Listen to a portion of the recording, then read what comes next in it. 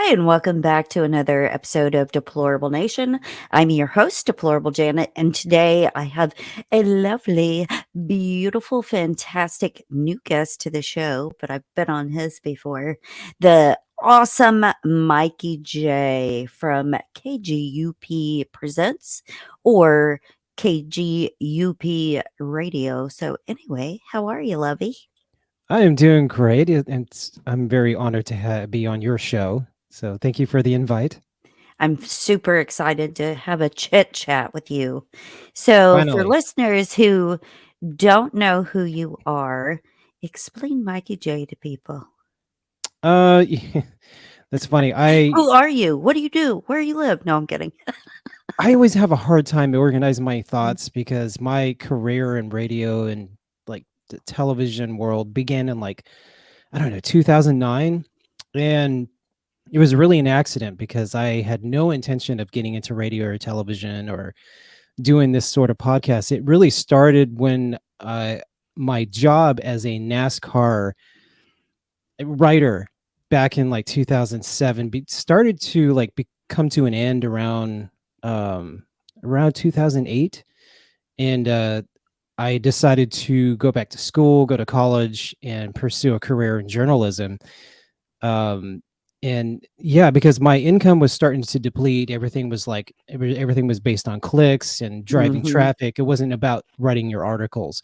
Right. So I was making less and less money, and I was like, I can't make a career out of this. So I decided to just quit completely and went back to school. And I thought, oh, I'll just get a degree in journalism because I had no prior career. I just was ambitious, and I wrote a bunch of articles, sent it to a an editor, and then they're like, yeah, you sound like you've been writing for years, so I'll put you on the payroll. And I was like, yes, but Yes, please. and it And was a put lot of lots of fun. zeros behind it. Yeah, I mean, I didn't even like NASCAR for I don't know. I started watching NASCAR at the beginning of like 2000, and and I wasn't really watching it. My dad was, and I was like, why are you watching this? This is like Netcar, just people driving in circles. I had no desire to watch it.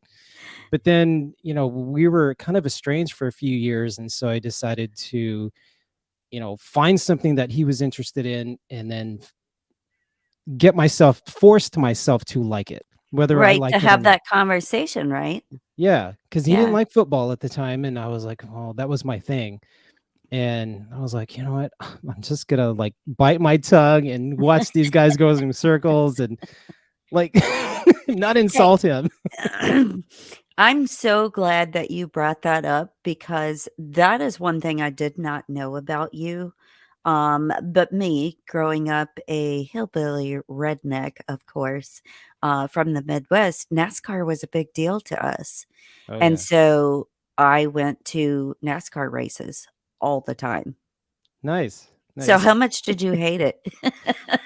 It didn't take long for me to find drivers because he was a Jeff Gordon fan since like Yeah, '95, right. and it took me a while, but I became a Jeff Gordon fan. But I was like, I drove a Ford at the time, so I was like a Ford fan. And he's like, why do you like Ford? And who cares about Roush racing? You know, but um, yeah, and I just eventually started to understand the sport, and I like learn all the terminology, and like Mhm. I was always into cars in the first place, so I was like, you know what, this is pretty cool. He would put on the surround sound, and he'd have this giant screen Oh, TV, yeah. so it was like part of the experience. And we'd have this like barbecue, and he'd make all kinds of like sausage and you know uh, all he would cook like 10 different meats, so it wasn't just it was like an I'm here for the experience. meats and the NASCAR. Yeah, and so it was just a bonding thing for me, and and I just learned to love it. And then when the opportunity arose, I think it was around 2006, that's when I started writing for NASCAR and or NASCAR articles. And then I that's I just I wanted my dad to be proud of me, Mhm. and so I was like, oh, look at all these articles I'm writing. And so they have my name on it. It was like really cool. And then but that lasted for about 2 years, and then I got into radio, and we had a radio show called the Pit Pass, and so every Sunday we would Mhm. go to the studio at the school because it was a college radio program, and we would just call the race as if it was live and did turn by turn, and and, I mean, Jimmy Johnson coming around the around the corner on turn 4, and just stuff like that, and it was a lot of fun, and I So don't know, it what was a made good you experience. start writing about NASCAR? I since I was a kid, I wanted to write, but I didn't feel like I had the ability to write. But NASCAR was like an easy thing to put on paper or like write up, because I would just because I was always reading articles, Mhm. and I'm like, this is so basic. Anybody can do this, and so I just started emulating my favorite writers and then just putting stuff in my own words, and it just seemed really simple. So it was a lot more detailed than there were 72 cars in the field. They went around in circles.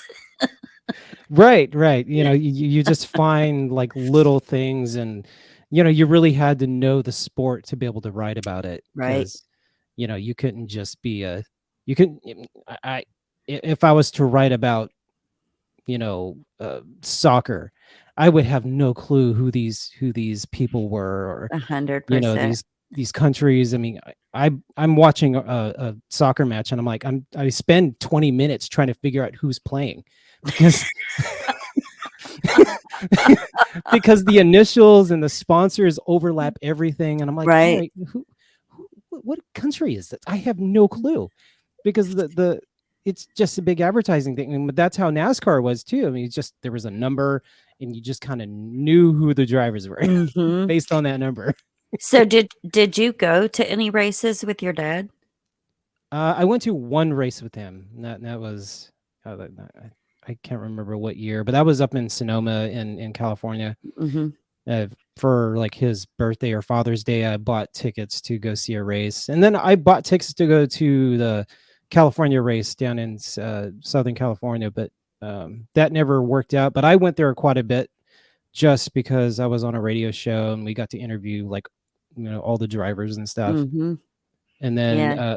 I froze up when I got to meet Jeff Gordon. I was like, had his Uh, the microphone right in his face, and I just like, uh, back to you, Jack. I'd be like, "Blah, blah, blah, blah." Yeah, I mean, I was starstruck, and I didn't realize I got starstruck until I met like my, you know, Right. you That know, would I be that would be an amazing experience to meet, like, people that you follow like that, especially people that you write about or, that you were a enjoy. fan of. And for me, it would be more, NASCAR or, like, UFC fighters. That Mhm. would be my thing. I don't care about, like, basketball celebrities and stuff like that. I don't care, but yeah, that would be it. Yeah. Did you ever go to the pit? Or Yeah, we did go to the pits. I had a chance to meet who did I meet? Oh God, all the names escape me now because it's been so. I don't even watch the races at all. Right, I don't watch it anymore either. Um, and my dad quit before I did, and that was like probably around 2014. He just got tired of the just the conspiracy behind it all. Like, Mhm. you could tell by who was going to win the championships, by how much Right. money was going into the sport, like Lowe's Motor Speedway. I mean, like Mhm. Lowe's, and then Home Depot. I mean, Right. obviously they were going to dominate all the way towards the end because they put in the most money, Right, you know. 100%, and I don't think a lot of people understand that there is a giant conspiracy behind, NASCAR in that Yeah. aspect, and it's funny to me that you said that because we always thought the same thing. We're like, "Oh, okay." So, like, Roush had, taken on big sponsors that year, and so you knew it was gonna be one of their drivers from their team that Yeah. was always gonna win, and, "Oh, look, they're way ahead of the rest of the pack. And I'm not too sure that they don't screw with people's cars too. Oh yeah, absolutely. I It's mean, just like, what was it, the deflate gate in football or whatever, where they were deflating the balls and stuff. I think they do their own version of deflate gate in NASCAR. yeah, like even the Coke 600, Jeff Hmm. Gordon like dominated the entire race and led like the most laps in history because they Hmm. had so many modifications on that car, Right. and they weren't really regulated at that time, and it was because of that race that they started regulating like all these like, Hmm. everybody had this have the same engine, everyone had the same, had to have the same restrictor plates and all this stuff. Right. And so it took away from any kind of like individual modifications because Hmm. everybody had to be equal. Everyone had the Identical. same part. It's like a Yeah, school uniform. right. And So, so how did you move from NASCAR writing into the journalism thing and, the radio program and all of that stuff? when I was in our the journalism program, there was a link on our website that just said podcast, and only one person was doing a podcast, and it was horrible. I was like, if she can do it, I can do it. You're So like, "You suck." I was like, you know what? I can suck with you. You don't have to be alone. She's like, yeah, do it. We need more people doing podcasts. And then I asked our editor, and she's like, yeah, of course. Just do your own research, make sure you don't get in trouble. And I spent a few months doing research and took a podcasting class and learned how to like do my own thing and learn all the technology. I mean, I created my radio station in 2012, and I cannot tell you how to do it yourself because I did it so long ago. And I'm like, if I ever turn this off, I'm not going to know how to turn it back on. That's so funny that you said that because I have, I like to call it senior poop, and so, I cannot remember what I did yesterday, let alone 12 years ago. Oh yeah. I mean, I look at old articles that I wrote from like, 12 years ago. I'm like, I can't believe I wrote that. It's so intelligent, Look at how smart I am. because I feel like I go through these like out of body experiences every time I write something, whether it's like a research paper or even like this book that I'm writing, and I'm currently writing, and it's been almost a year since I started writing it, and I'm like, whoa, I can't believe I wrote that, and it was only a year ago. You know, So what's it's your book about? you know it's really like my journey to like waking up, and it has like everything that I've learned over the last, like 3 years. I can't believe it's been 3 years since I woke up, but since the start of COVID and everything, and so like just the globe deception, just the education deception, all the deceptions that have been going on since the mid 1800s, Right. and it's kind of like a compilation of everything that has happened and how we got to this point in time That's and a lot of how. stuff though. A lot of Yeah.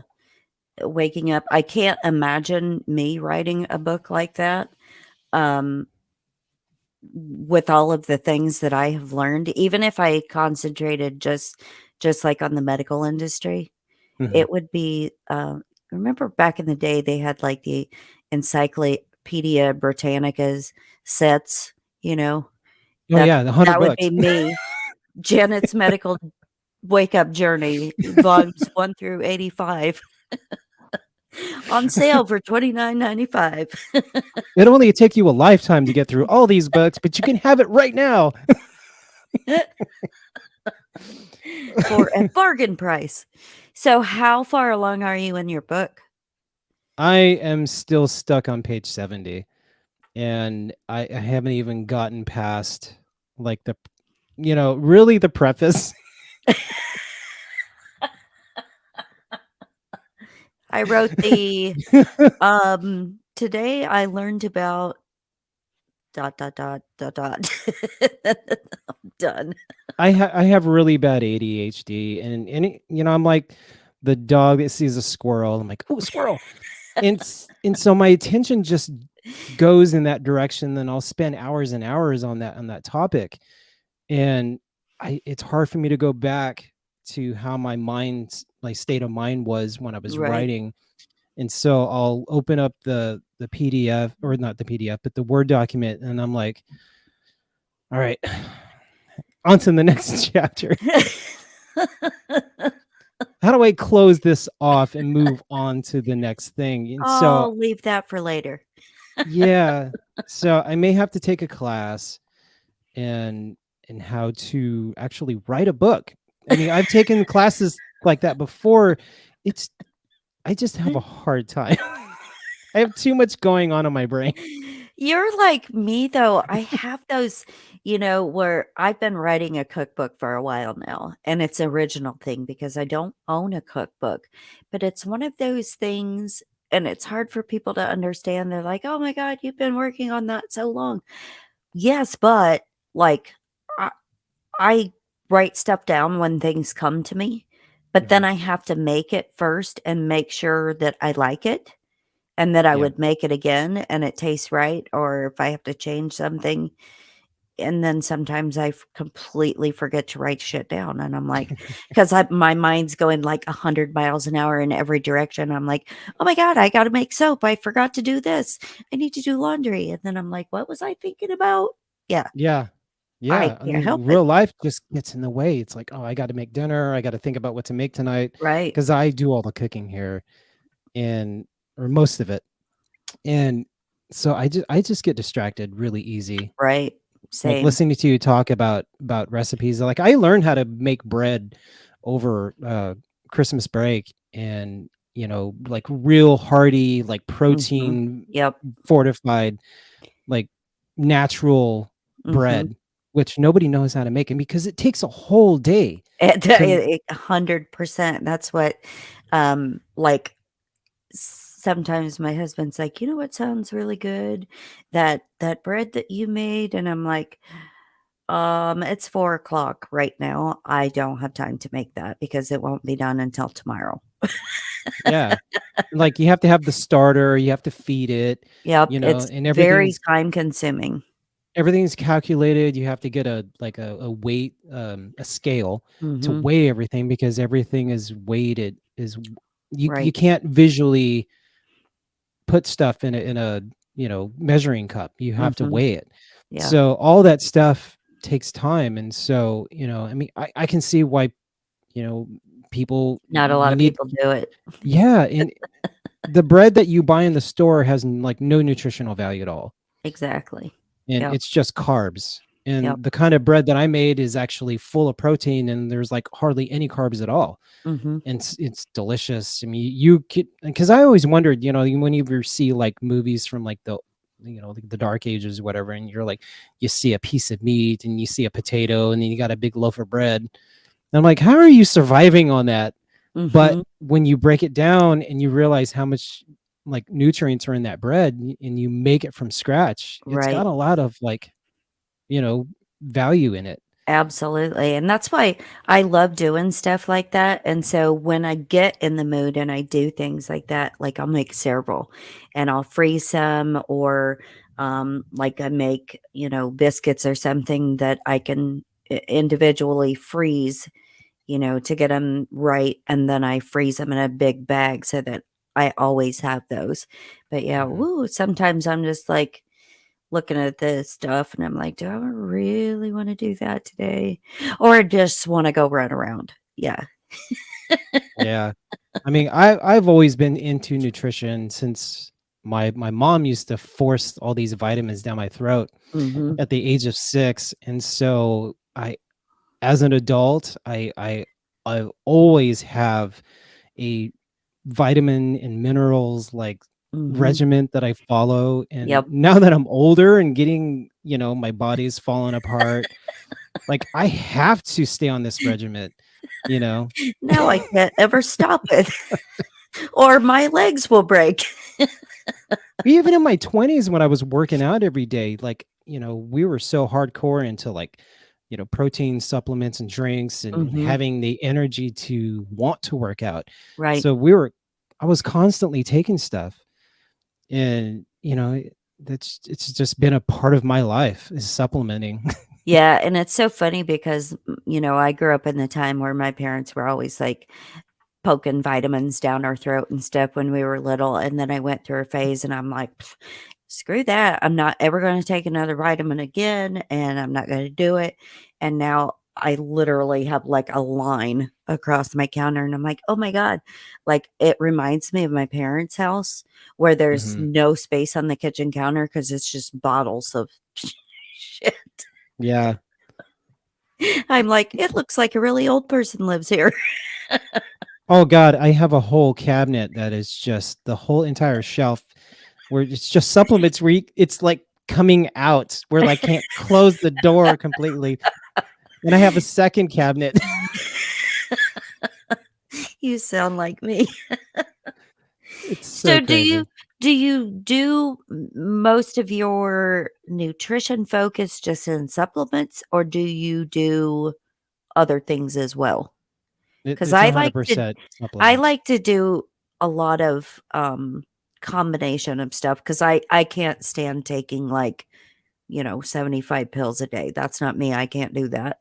And so a lot of times I focus on like herbs and spices and stuff like that, or specific foods or essential oils, things like that. Oh, I I can't just mean, take a handful of pills twice a we day. we do the essential oils too. We have Mhm. them. We have one in our master bedroom, and then one in the living room, like Mhm. the diffuser. Mhm. Um, we don't like the Glade ones. I mean, that's just Right. poison. Right. Um, Exactly. and yeah, we do teas. We grow thyme, rosemary, mint. Mhm. Um, I want to start growing echinacea when the weather gets better. I want to, practice Right. with that. Right. Um, so I do have a garden. We grow a bunch of herbs and like, stuff that we eat. Mhm. And we had this freeze back in December. It just wiped everything out. It was But like, "No, you're not gonna do that this year."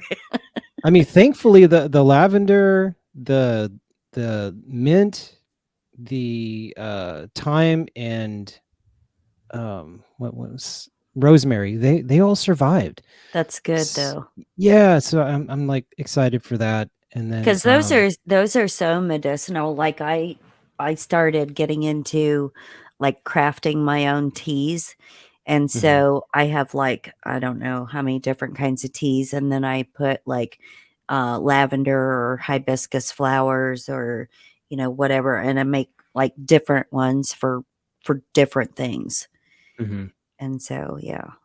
I Yeah. like doing things like that where I can make like I make one that's called a pain tea, and it has very specific things in it. So, like, if you feel yourself getting sick or you've got like a bad headache or something, you can drink a cup of that and it's gone, whatever it is. It's wiped out. Wow, So, yeah. that's awesome. Yep. Yeah, ever since COVID, I've taken my nutrition knowledge to a whole different level, and Mhm. through different podcasts and like listening to Crow 777, like he has like Clive DeCarl on his show quite a bit, and he talks about all kinds of different stuff that helps people get through, like, Mhm. just the common cold or pain or Right. whatever. And then Dr. Artis, like when COVID was like in the middle of happening, like um I was taking selenium and magnesium and vitamin C and zinc. Mhm. Those were like the four main things that I was like, everybody needs to take this just in Right. case you get COVID. That way you can live through it. Right. And you know what I wish they would do? Like put everything you need in like one one capsule instead of like you have to buy all these separate things. You know what I'm Hmm. saying? And then sometimes like I've run across where they do combine everything, but it's like $200 for 30 pills. And I'm like, Oh, it's ridiculous. Yeah. no, mm-mm, Yeah. no. That's why, like, I even started buying, like, the gelatin capsules where I can make my own, so, like, Mm, if I yeah, don't wanna cook with, like, a bunch of herbs or whatever, I can put them in a capsule form and take them that way. yeah. We've tried so much stuff, like this company who makes these, like, chewable, they're called gems, and honestly, it never prevented anything. It's Mhm. supposed to, like, reduce inflammation and prevent sickness, and then my wife got sick anyway, she got Right. really bad sinus infection and probably bronchitis. I mean, she didn't do any tests, so they really didn't know, That's and, good. She doesn't need to get her brain poked. yeah, and so I was, like, looking into anything. We started taking quercetin, and that Mhm. seemed to help. And so anything that has any kind of, like, um, you know, i- helping the cardiovascular or the respiratory, like, Mhm. we got. I'm, like, really 100% into, like, proteolytic enzymes, like, because they heal your body, Right. and so, like, because I do MMA trainings, so I'm, like, very active, and I because I'm not young at all, and so I feel like I'm just beat up every night. Yes, I feel that way sometimes if I just go to get off the couch. I'm like, Yeah. "What did I do today? That was rough. Did you hear my knees, next door neighbors?" Yeah. Oh. During the break, I mean, I didn't train at all. I didn't do anything physical, and so, I was taking, like, the Sarah Serapeptas and bromelain just to because I remember cleaning the house, and I was so sore just from Mhm. cleaning the house. I'm like, Yep. dude, I am so out of shape.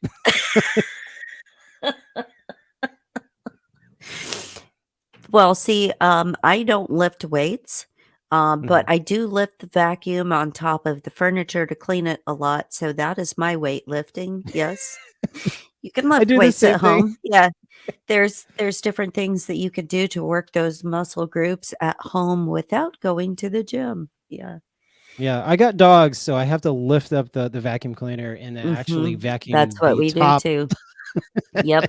I vacuum all of the furniture, and so I dread those days when that comes because 'cause I'm like we have one of those, like, industrial vacuum cleaners, and I'm like, "Oh, oh, yeah, I'll lug it up there, and then I'm like, "Why is my back so sore?" "Oh, yeah." Yeah. Oh, fun stuff. So, let me ask you, what made you start your radio program? How it is today or how it was in the beginning when it was just Both. music? Yeah, both. I'm really interested in the music stuff. I wanna ask you, about your musical preferences and musical, taste, and see if they match with mine because, you and I have a lot of things in common, so You know, curious about that. since the I don't know, like, mid 2000s, I mean, I've always been into, like, what isn't played on the radio. Mhm, And so whenever I heard a band I'd never heard before on, like, top 40, I was like, that's what I like. mhm, And because I've always been supporting of, like, people in the underground and, like, the right, independent music community. I even had an award show that, I would have specifically on Grammy weekend just to have that cachet of, like, "Oh, we're having it on the same weekend of the Grammys, so come here Friday night mhm. and, watch all these, like, amazing artists I rise was up gonna from say nothing." much better stuff. Yeah, and so, I would always promote artists from, like, different genres because I've never liked just one genre. Mhm, I've always just jumped around from country to hip hop right, to rock and grunge and all kinds of different music. And so whoever was, like, the little guy, I would support as long mhm, as they sounded good. I've always been picky about what music I supported. right, And so I would just interview bands, and they would come to the studio, and it really started with just people who were at the college who had a band who sound decent. mhm.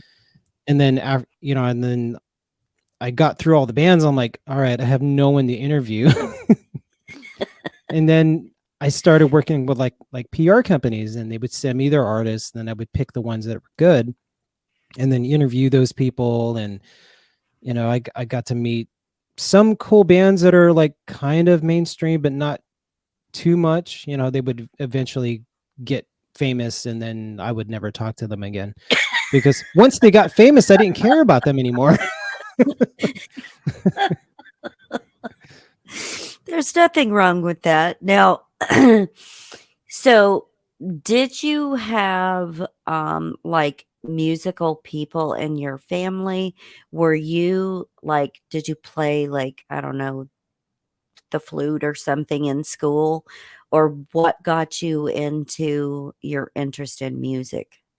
I think my dad really got me into music. Every weekend he would just turn on the radio and just play into like an album, or you know just play music. We'd listen to Elvis uh, I all kinds of stuff. And so it really had an influence on me, because we would drive from Los Angeles to Northern California, and so that was like a 5.5 hour trip. Mhm. So we would just listen to music.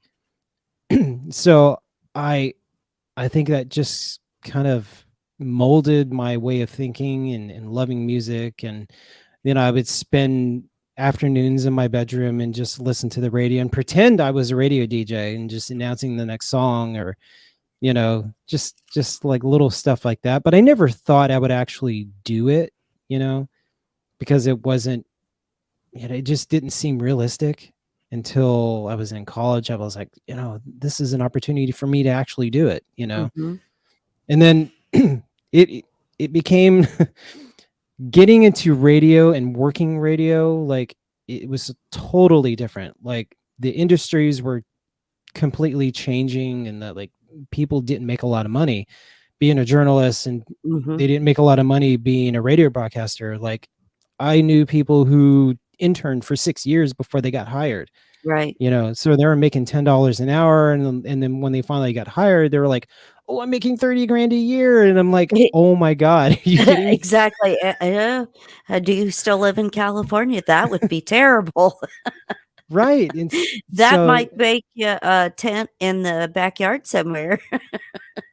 so right at that moment that I started getting into school, the days of making $110,000 a year was quickly depleting. Right. And that was around the same time that the journalism took a big dive, and so all the Mhm. the major journalism corporations were being bought out by the big Right. corporations, the investors. And so Mhm. it went from like 300 entities to about 30 at the Mhm. time. And they were And now all, it's what, like 4 or 5?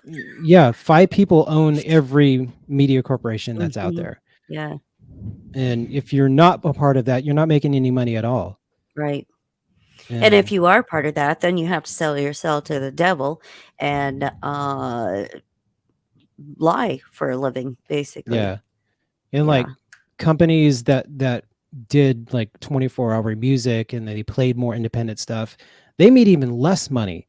So if Mhm. you work for like Jack FM, and there was like 2 people that ran the entire radio station. Mhm. And so they didn't employ anybody because there was no money to be made, because it was just, they would pay like, I don't know how much money. It was like 130,000 a year in licensing fees. Mhm. And so they couldn't afford to pay any staff. Right. And so you just had this playlist that you would just feed, that would feed the major labels, Mhm. and that was it.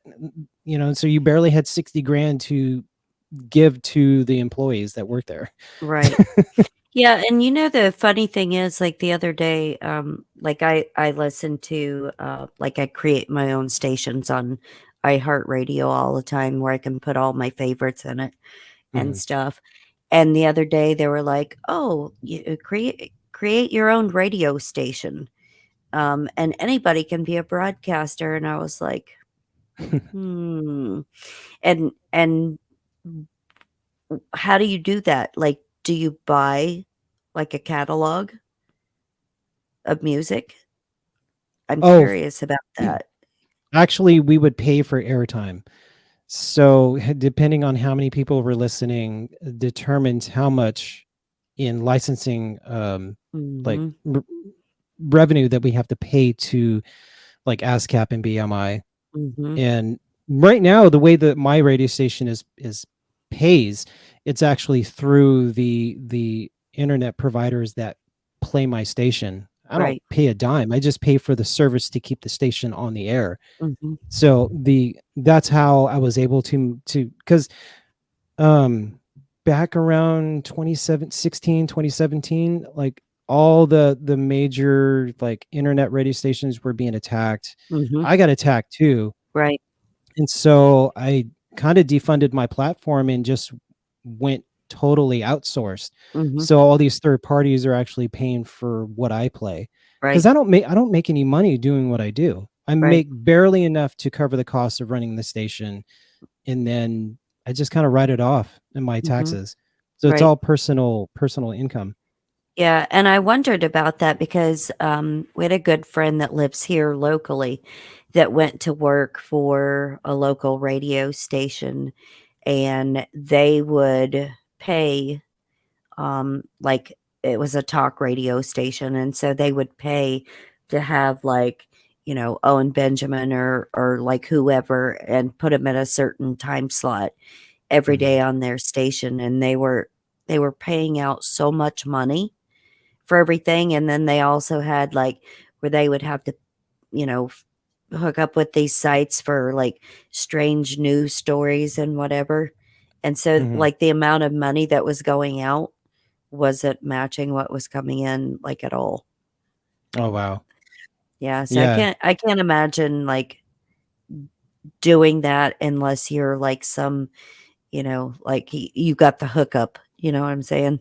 Like, me starting something like that, it would not do well. Yeah. I can imagine starting from scratch, and then Mm. like my radio station's broadcasted on like 19 different platforms. Mhm. That's good And though. yeah, so I mean it's not a lot of listeners, but it's more than what it was when I first launched it. Mhm. Like I went through a lot just to play music that nobody knows, you Right. know? Yeah, but you know what? I would so much rather hear, like we used to be huge in the music scene here locally, and we would always go out and check out, any bands that were playing and all of that stuff. Of course, we met like a bunch of, touring bands and whatever that are decently big. I mean, they're not mainstream by any means, but Mhm. we would much rather hear like original music than hear cover stuff Yeah. or the same thing that everybody's doing. I'm like, "Don't you have any, like, originals?" And they're like, "Yeah, but the crowds don't wanna hear original music." And I'm like, "Why?" I'm like, "Yeah, there's an audience for that because people are tired of the same stuff Yeah. all the time." I mean, I Yeah. can't stand Mm. hearing what's currently out now because I know, same. there's definitely a frequency that it's emitted, and Mhm. you can feel the difference between Right. someone who makes something out of their home Mhm. versus a major label Right. produced record where, that Plus, I think most 440, of it's garbage anyway. yeah, that Mhm. 440 megahertz is definitely apparent in how Mhm. it makes you feel. Right. Because when I listen to the radio or I listen to a mainstream record, like I feel agitated. And Same. And sometimes, like, it's hard to explain, but almost like jittery inside or my stomach's like, bleh, yeah, and it just makes me feel nasty. That's why, most of the time we don't listen to anything that's mainstream, like, ever.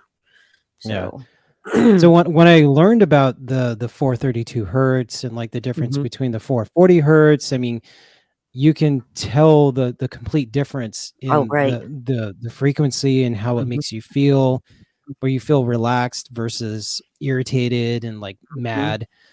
Like it's not just that I hate the musicians that play like the music today. It's just it really makes me feel irritated. Right, same, and And I just don't think the quality is there, and, no,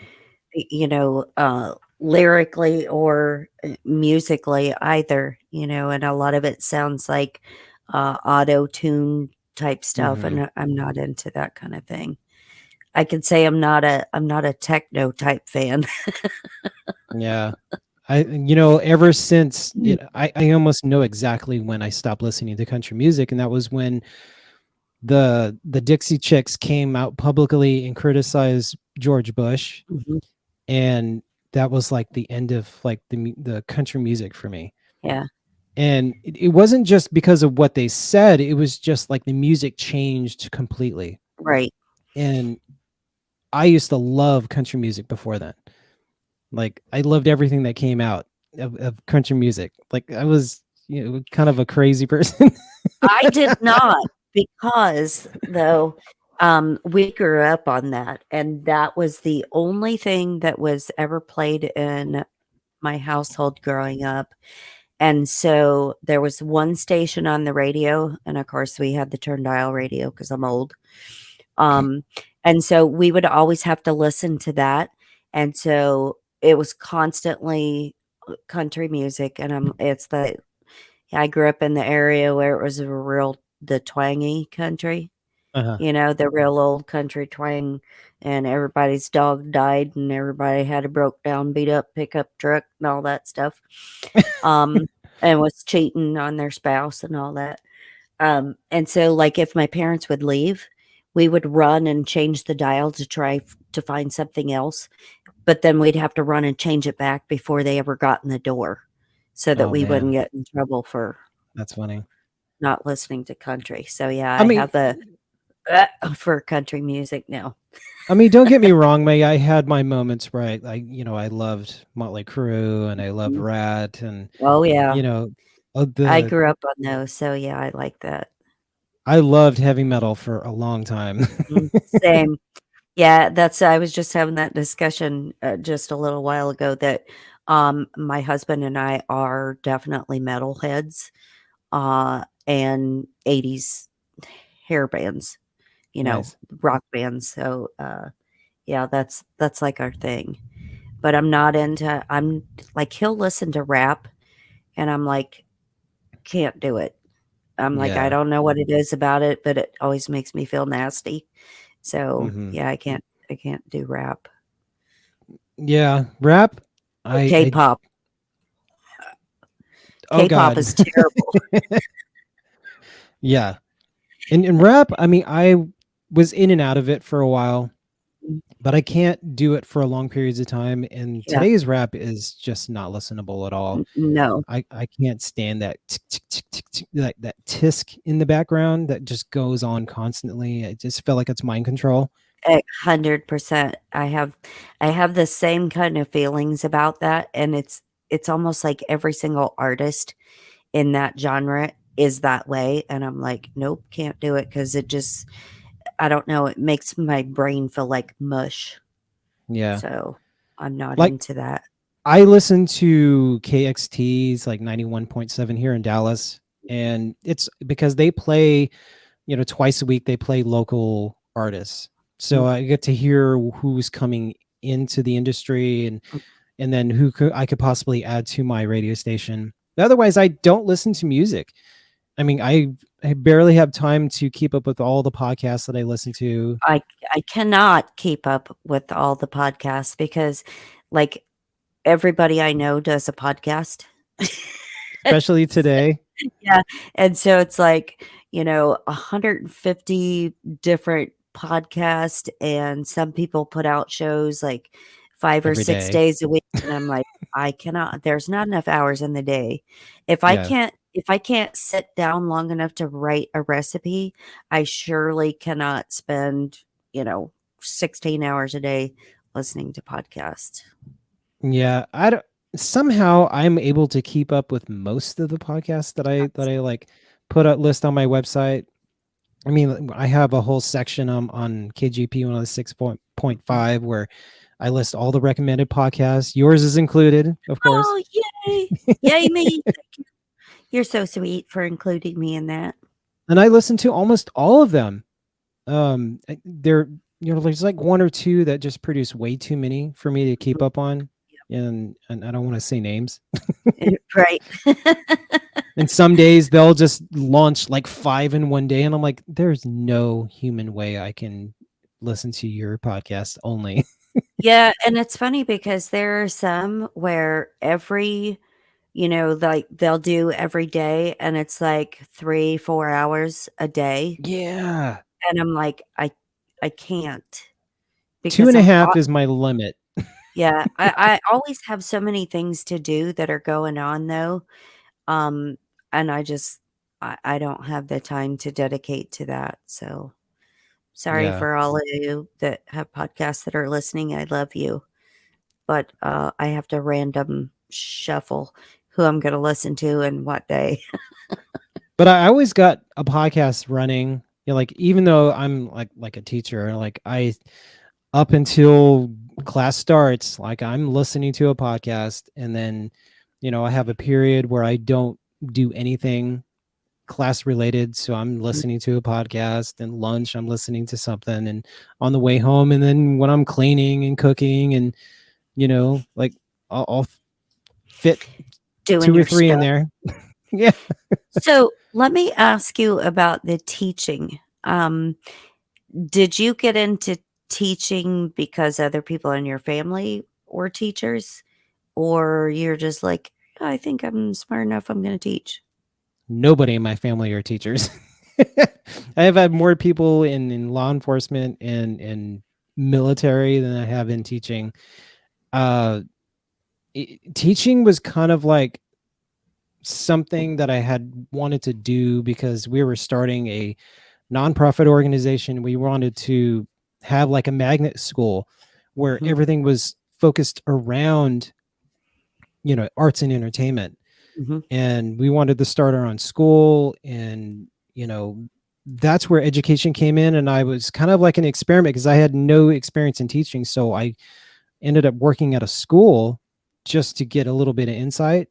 mm, And then we were going to hire a bunch of teachers and get grant money to be able to open up our own school. mm. And that fizzled away because my business partner was embezzling money, and Oh, misappropriating funds for oh, snap. her own personal gain. And yeah, Yipes, that's not a good thing. Shame on so you, I I person. s- I stepped down as the vice president and never looked back. I mean, thankfully, I never had to appear in court or anything like that because my hands were never involved in the money. I was just a great seller. Right. You were Yeah. you were the smarts behind the business sense. Yeah. Yeah. And because I had my foot in the door in teaching, I ended up just staying in it, and now it's what, 6 years later, I'm still doing it. So, how do you feel being a teacher? Like, have you seen things change or progress in a different direction? Well, I it's really different because I came from California, and their teaching style, or however you want to call it, was completely different because I was Mhm. working in special education, Right. and the schools there, when especially it's someone in special needs, they go to a school that is Mhm, for special needs only. So the curriculums were very lenient. They weren't very geared for like the highest learning. mhm, I did work with the highest functioning students when I was in middle school, mhm, but high school was a little different. I mean, they were kind of higher functioning, but they still struggled with mhm. like just basic like algebra and stuff. Right. And then coming to Texas in 2020, um, the schools are integrated, so they have special needs Mhm. children in actual general education. So I Right. try my duty is to keep them from falling too far behind Mhm, and helping them with their homework and then their understanding of what's on the curriculum and stuff. mhm. And I've gotten to see how different it was since I've been in school versus like how it is in California. Mhm, In like Texas has its own like stars program. So there's everything's based on testing, and like you have to teach around it.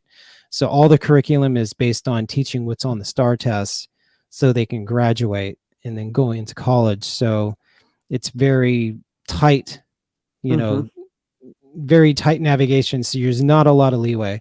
right. And what I found out at the beginning of this year is that our funding, almost majority of it, comes from the Bill and Melinda Gates Foundation Mhm. and the Walton Family Foundation. I was like, oh, well, that all makes perfect E sense. exactly. Mhm, You know, in the mid late 90s and 2000s, it was the Koch brothers that were determining the funding in the mhm, education system, which really created the segregation in the United States. right. And so the funding now it's fronted by these two entities, and it's kind of like, what's that word? Um, when you're hiding money, money laundering through the Oh, state. yeah. Mhm, mhm. Hmm, I see the Bill and Melinda Gates Foundation laundering money? Yes, Yeah, yes, very likely. Mhm.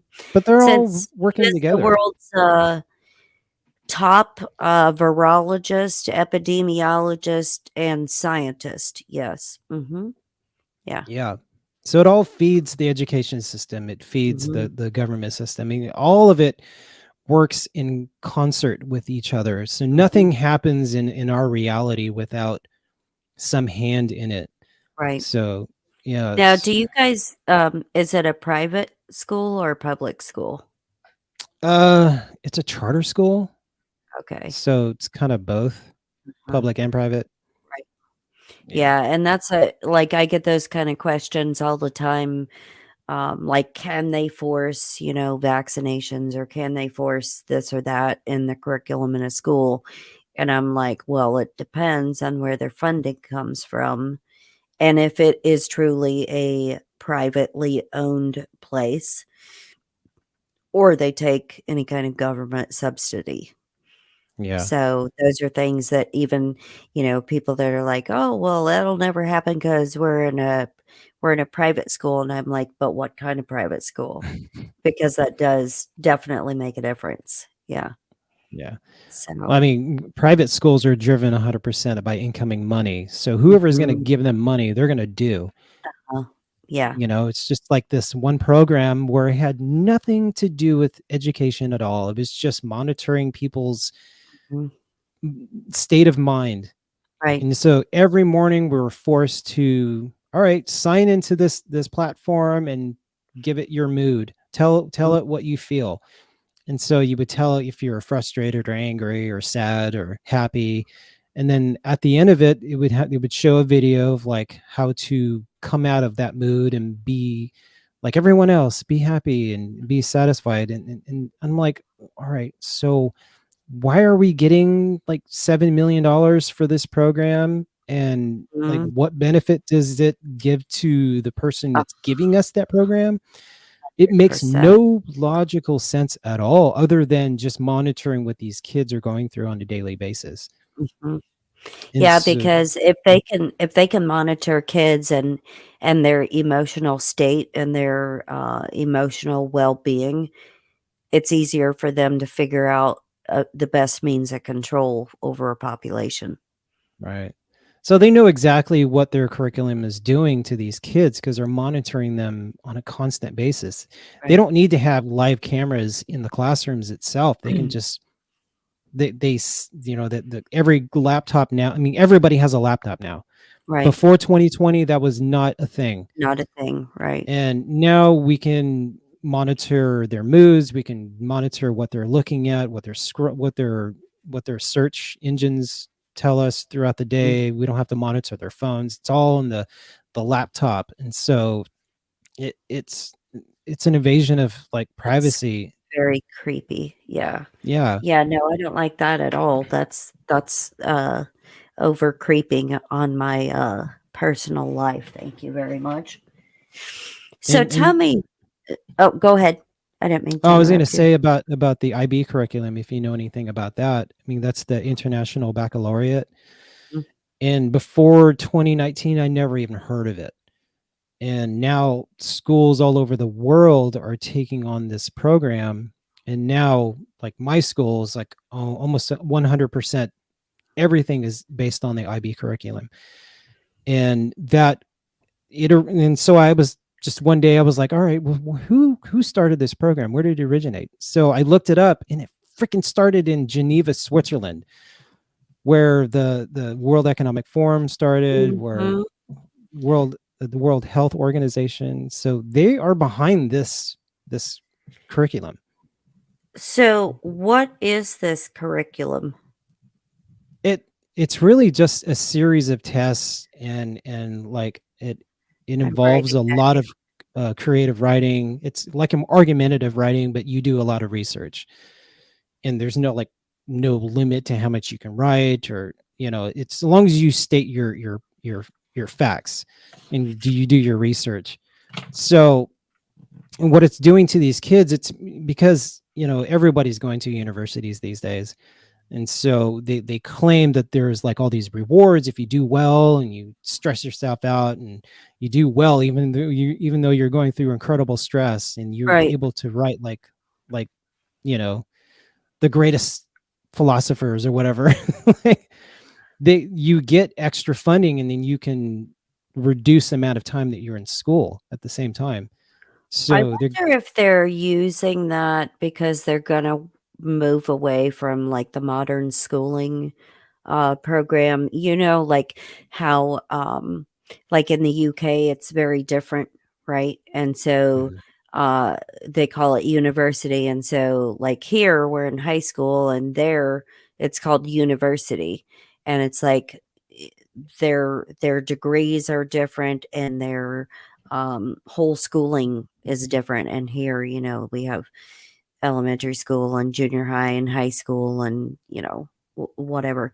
I wonder if this system is meant to replace that and get people in the workforce faster, younger. That's exactly what it is, and it's all mind manipulation at an accelerated rate. So less people are going into the university system, and Mhm, then the ones that fall out of the system that can't keep up, there are core workers.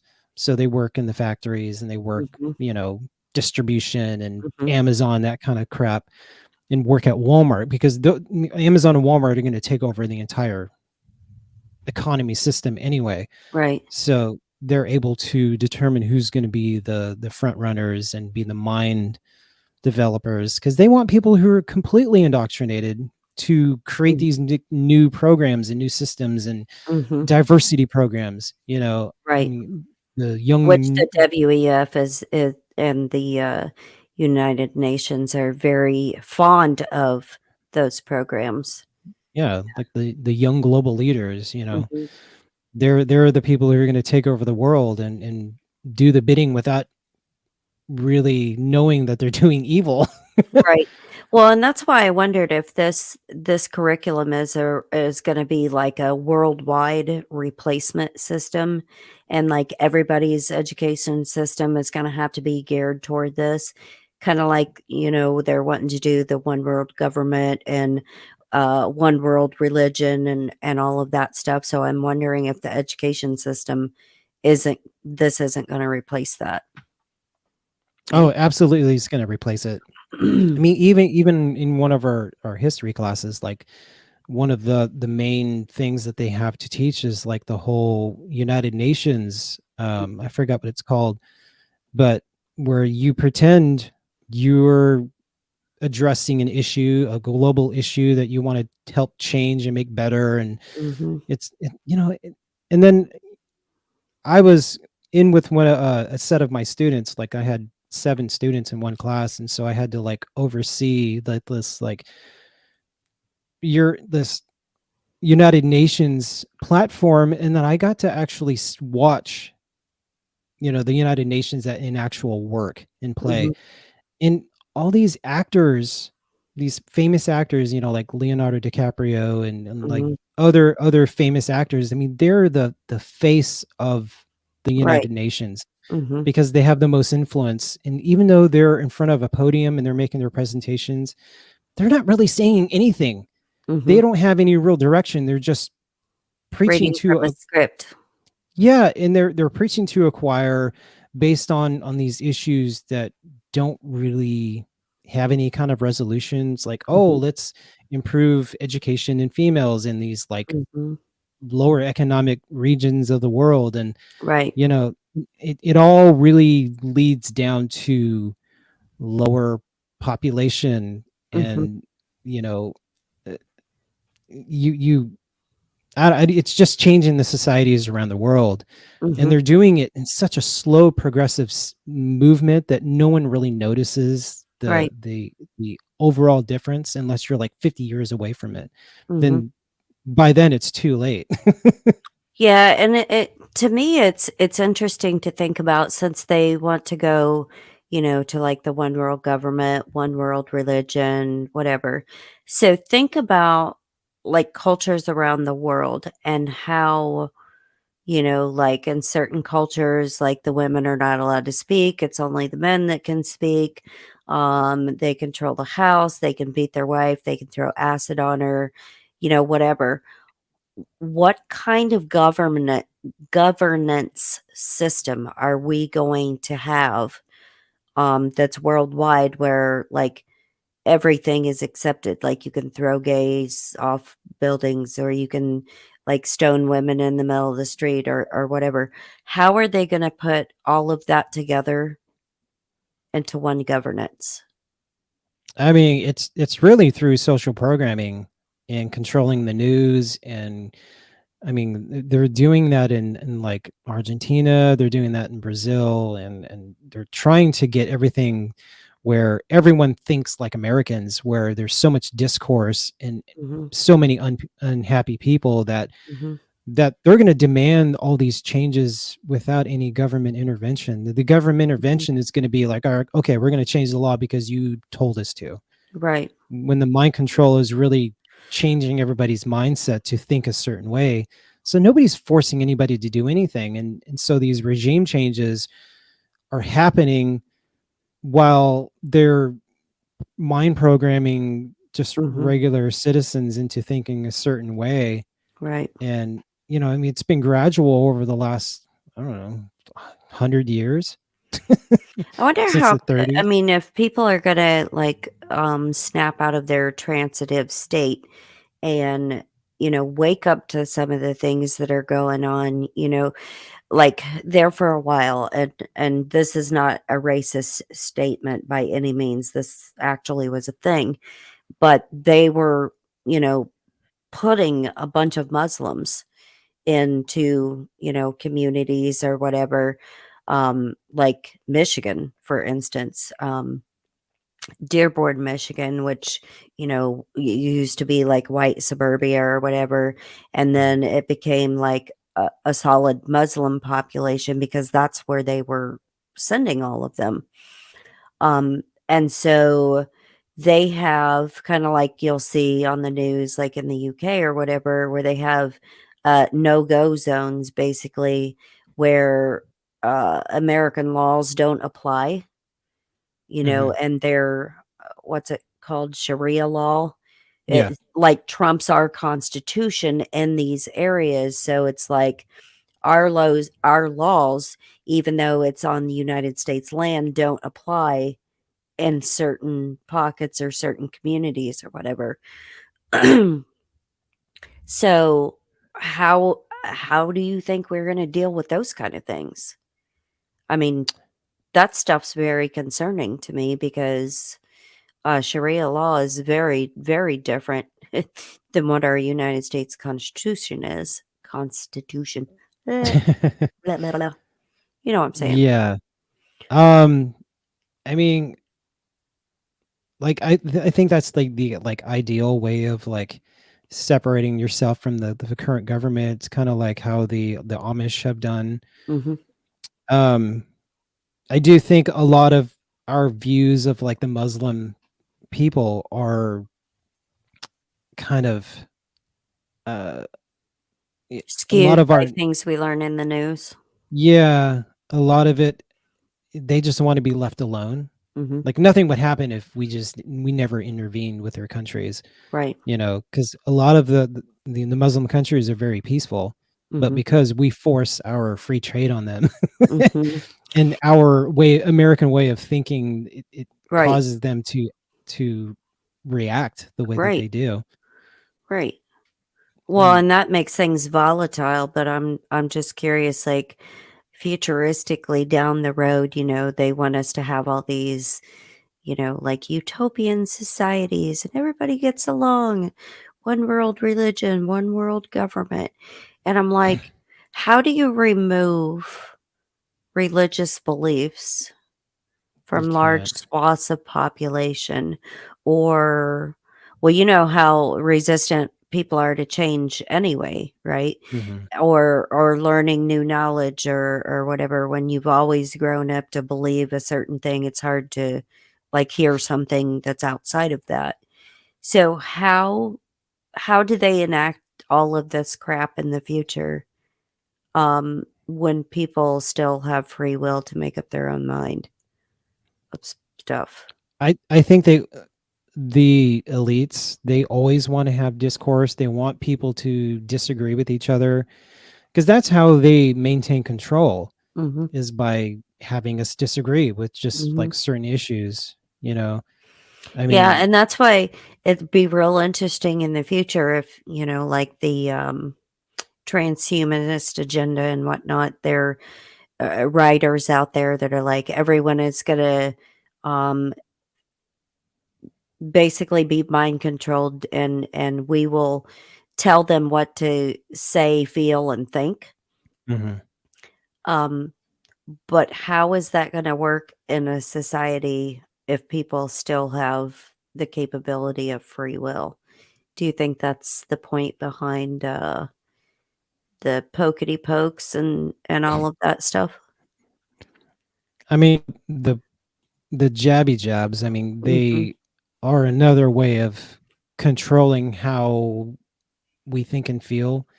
I mean, we've already proven that we're easily manipulated because, Mhm. I mean, how many millions of people actually went out and got the Mhm. those injections voluntarily? I mean, Right. they didn't have to coerce that much. They just instilled this fear of this imaginary thing that was infecting everybody.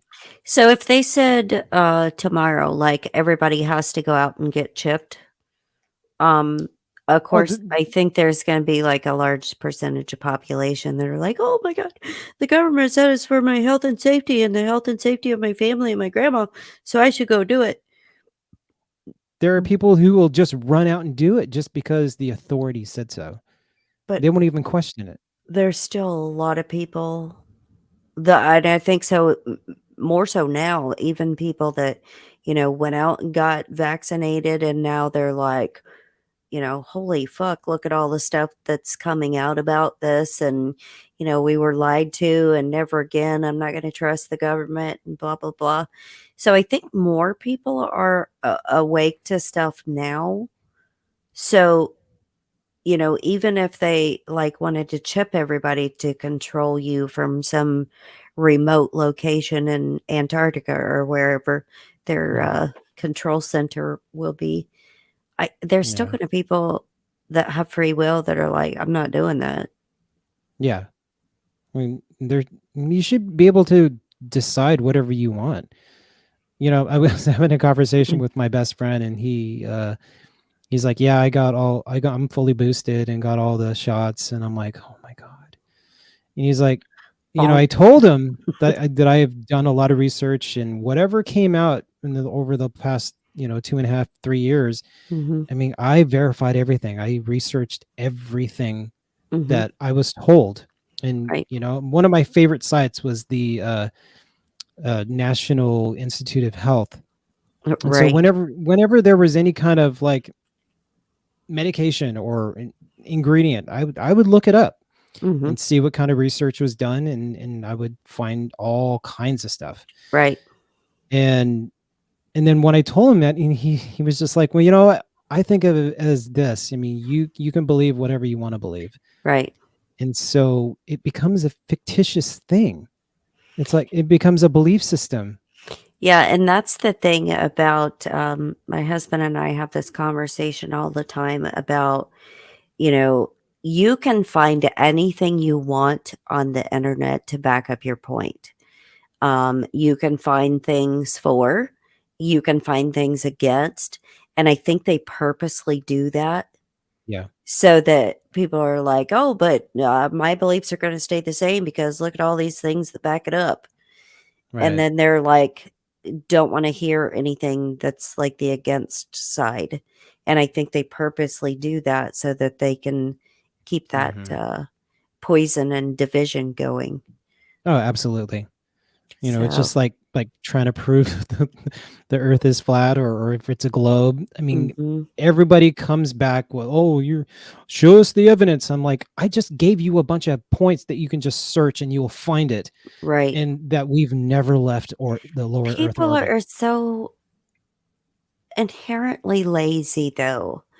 Even if you provide somebody with, you know, pages of links Hmm. or, documentation of, government programs or whatever, they're so lazy they can't even click on the link that you sent them, Yeah.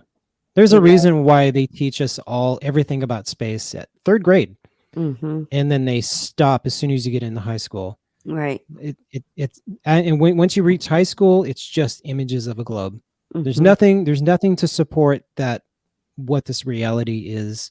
Right. It's just based on this belief that you learned as a child. Mhm. And so the only concrete evidence that you have is if you go to college and you get a degree in astrology, or you want to become an astro engineer, then they feed you all this math. And then, because I used to be one of those kids that went to like science camp, and that went to the science centers, and went Mhm. to the observatories, and I was Right. fascinated by all of it. I love space. I wrote a book when I was in eighth grade about being a freaking superhero in space, Mm. leading this armada. Like, We might need that. We might need so the information from that book in the future. my head was in the freaking clouds. And I just, it was one of the hardest things for me to learn that it's all a lie. Mhm. you know my logo was based on an astronaut. I mean, you can see it like right here. I mean, it Mhm. was an astronaut. But it's all fictitious. Yeah, and that's the thing though is a lot of people always say, but what does it matter if it's round or flat? Like so what? What's about the big lie?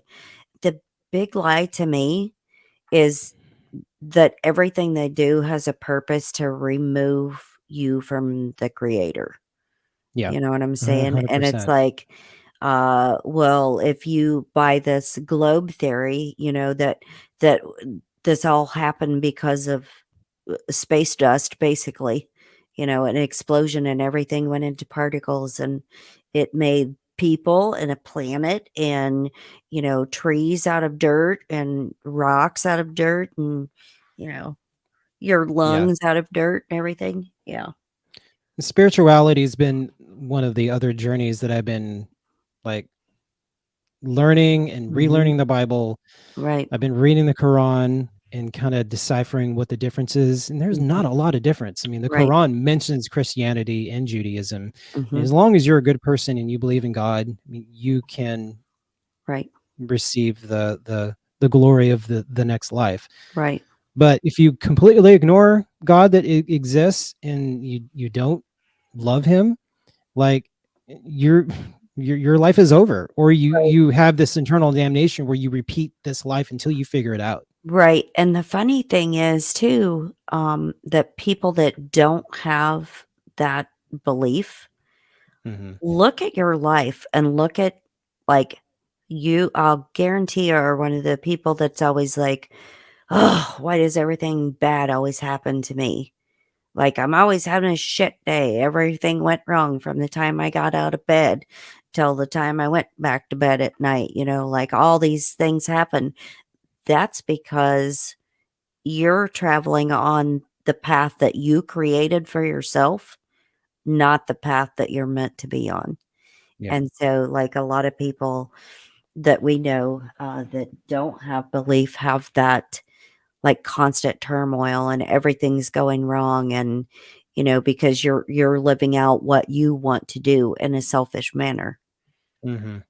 So Yeah. that's my So, soapbox for today.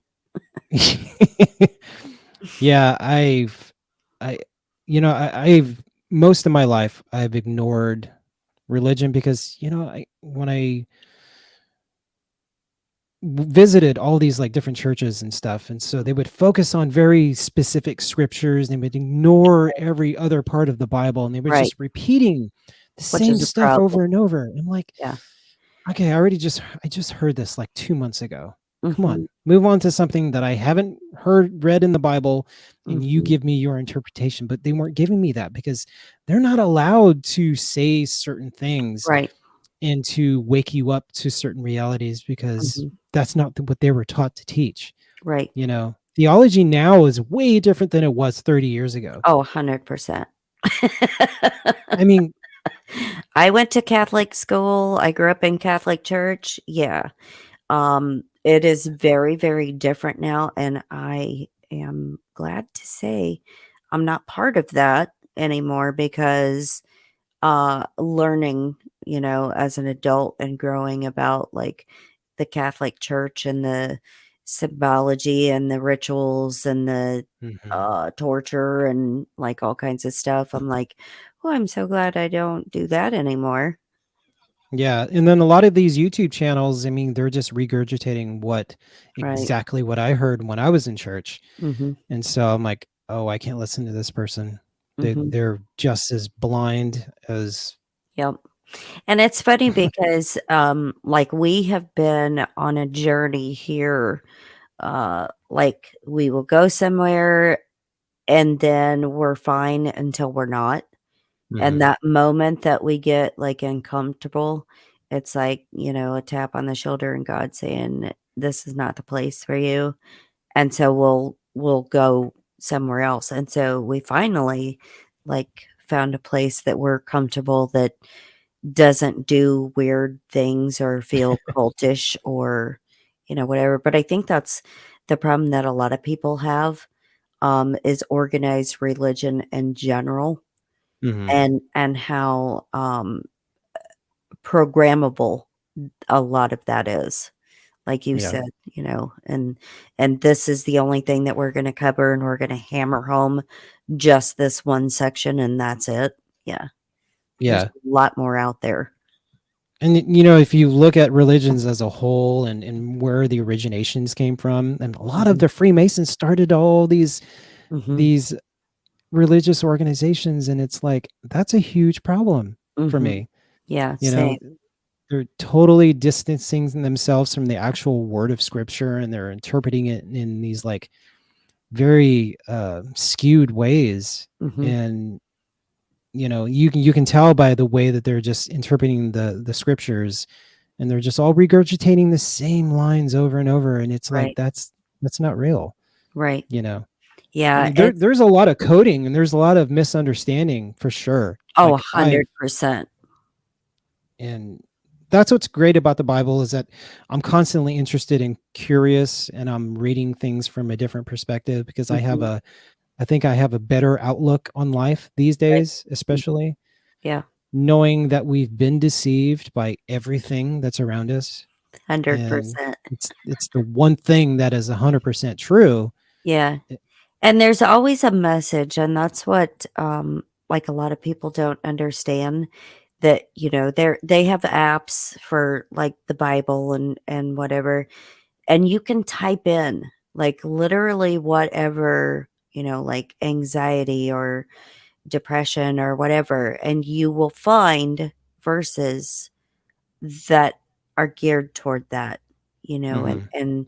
things that people struggle with, and that's why a lot of times in churches, they do, like, topical sermons, about depression, anxiety, or, whatever the case may be, not fitting in or, whatever. Right. Um, but there's not a lot of scripture involved. It's just like, word vomit. They're just Yeah. like saying whatever, but not relating it back to scripture because even people, in those times, in God's time, Jesus' time, had, you know, emotional things that they were struggling with. Yeah. So I don't know. So tell me, really quick, because I wanted to talk to you about this as well. Um, Tell me about like going into the military. Like, what made you decide to do it, and what did you do in the military? Why? Um, I think there was just a lot of crap that was going on in the news, and then all my friends, we were just getting in trouble. We were drinking, smoking, and getting in fights all the time, and we had no direction at all. I'm like, hey, here's an idea. Let's all join the military. Well, and then we'll all get bonuses. We'll get ranked up, and we'll make a lot of money, and we get to see the world, and we'll all do it together. And And that was when it, before you realized what military pay was. yeah, and I got into the recruitment center, and no one else showed up with me, but I went in the office anyway, and then they gave me the whole pitch, and I wanted to be an X-ray technician. They're like, well, right now we don't have that position available, but if you sign up right now, we'll make sure that you get into that position at a later time. And I was Uh-huh. like, okay, that sounds good. Did So I they signed have up. their fingers crossed behind their back when they were telling you that? Yeah, and oh my god, and I spent the next 3 years trying to transfer out of being a combat engineer because I didn't want to be one of the first people on the battlegrounds Mhm, and you know digging up landmines and building bridges, and mhm. and because I went through sapper school, and so I was considered special forces, and so I knew that it would drop me out of a helicopter right in the middle of whatever war zone that we're in, and like, This no. is not what I wanted. I really want just be an X-ray tech. Yeah. Yeah. And so that never happened. So when my base was on the list for defunding, I was like, they gave me the option to retire or transfer to another base, and I was like, I'm out of here. Mhm. I didn't take me 2 seconds to respond. I'll retire. You know. That came out of my mouth before I ever read the statement fully. Yeah. Yeah. So, how was it, like, did you ever get sent, like, overseas, No, anything like that? Or were I got you really lucky. When I got assigned to my unit, I didn't know at the time, but they got deployed to Afghanistan or Iraq, one of the two. And I never got the notice because I had moved already. So I went to go live with my father, and then that base, um, they demoted me because I didn't reply, or I didn't report to the base that I was reported to without who I was assigned to. So I ended up getting demoted, and I was like, I don't care. I didn't have to go overseas to go to Mhm. war. And Exactly. so I just thought of it as a godsend. And then I got deployed, and then it got canceled the next morning. And then I heard another time they got deployed, and I had already retired, and so there wasn't a need to have me taken out of reserve, retired Nice. reserve. Mhm. So I avoided 3 deployments Nice. in almost in less than 3 years. Yeah.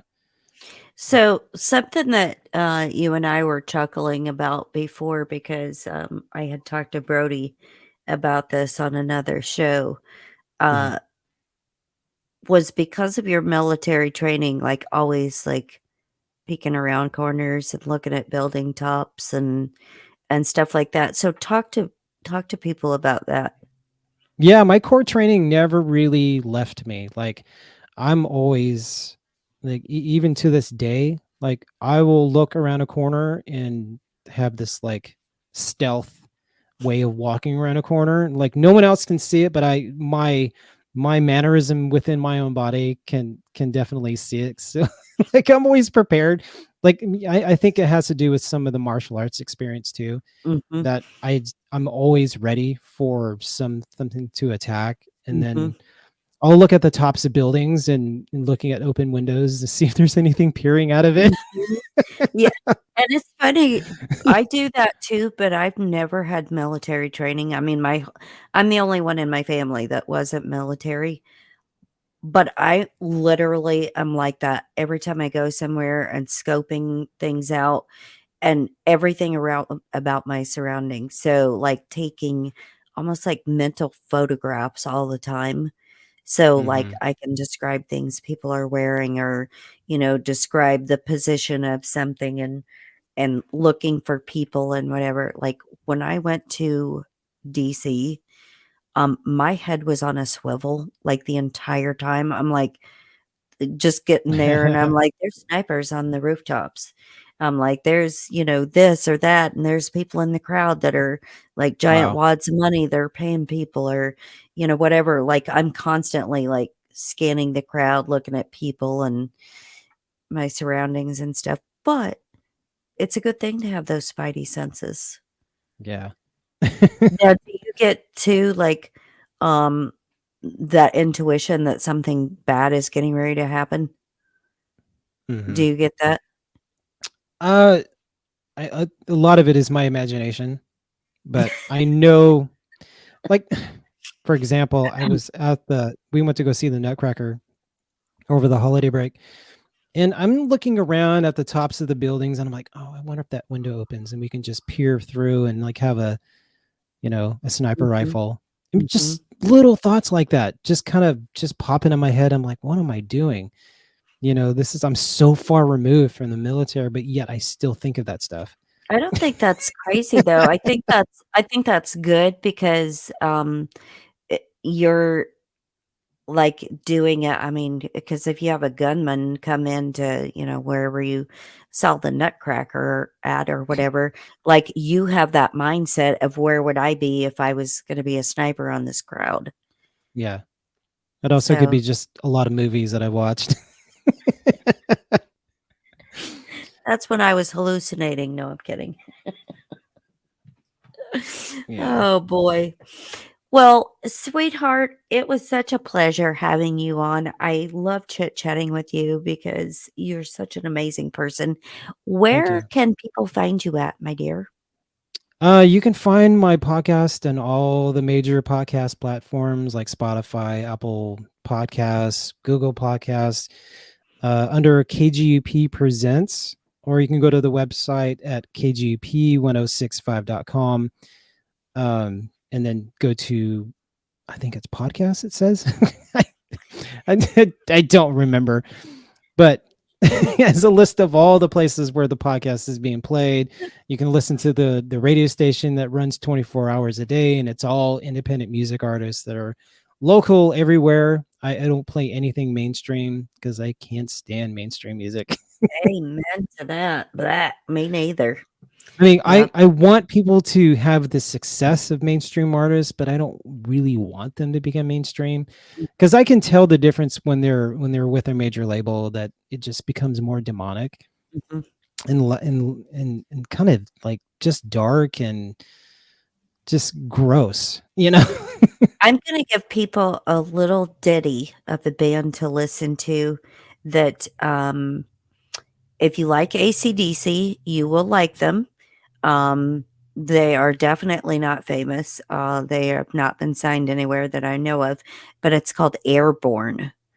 And Okay, they're like from another country or whatever, but they have that AC/DC vibe going on. nice, But yeah, they're really good. So there you go. very cool. Well, So thank you so much for having me on. I mean, this is such a you're great time, and you're you're you're a very great host. welcome. I love chit-chatting with you. You're a cool dude. So everybody go check out his show, show him some love, rate it 5 stars, leave a review, share it, all of that good business. So, for me and for Mikey Jayy, we will see you next time, and everyone have a great day.